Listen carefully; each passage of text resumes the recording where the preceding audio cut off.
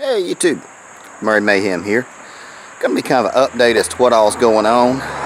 Gonna show you what we are looking at today. This is that DC inverter that died. Several people had asked me about it, and so I figured, heck, you know, there is no warranty on this guy anymore.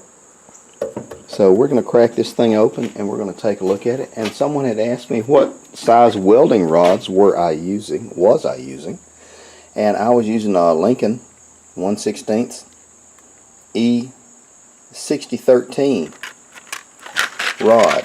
These are great rods for this little thing right here. Doesn't blast through the mower decks like a lot of stuff does, and it really binds.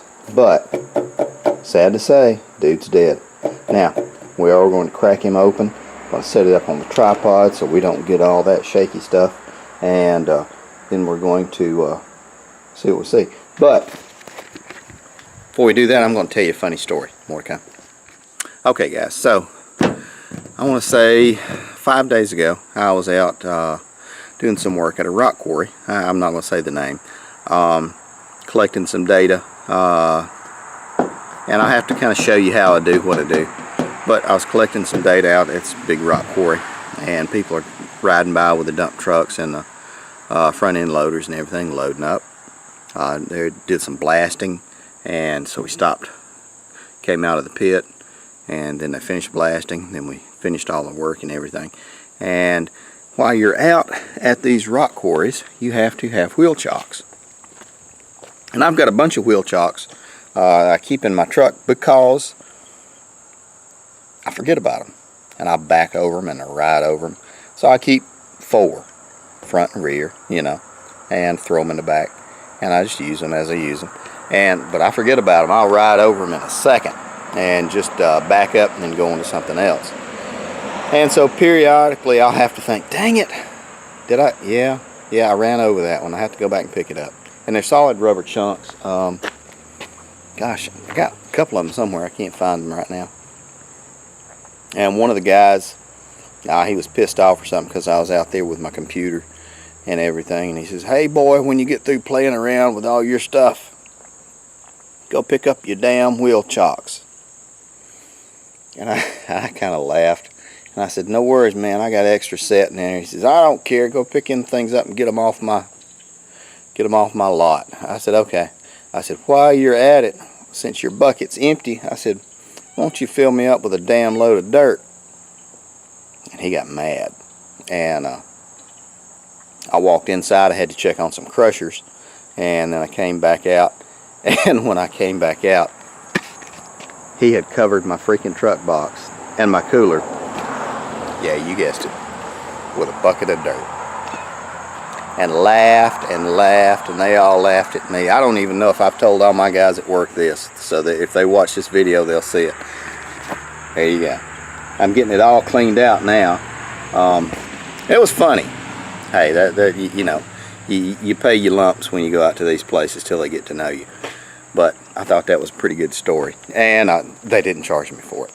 It was like, you know, 1/10 of a scoop of one of those big loaders. Oh, there's Edward. Damn cat.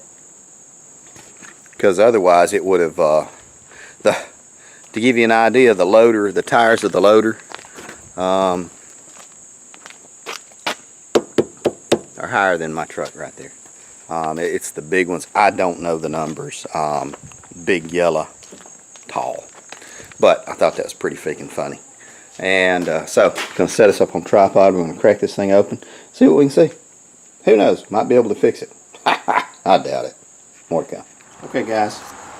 This is it. I'm going to get us situated where we can crack this thing open and see what's smoked out in it. And we're using a Torx head number 20. And I have not, it's not plugged in. I'm sure there's a capacitor in there, so we're not going to touch a bunch of stuff. Because I don't want to catch a spark and poop myself on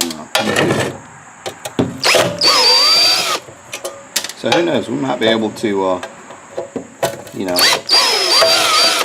order a piece or a part here and there and fix it. So spin you around, do the other side. More to come, guys. Well, sadly, and I've unplugged it. I plugged it up just to see if it would cycle on at all or do anything. But I see nothing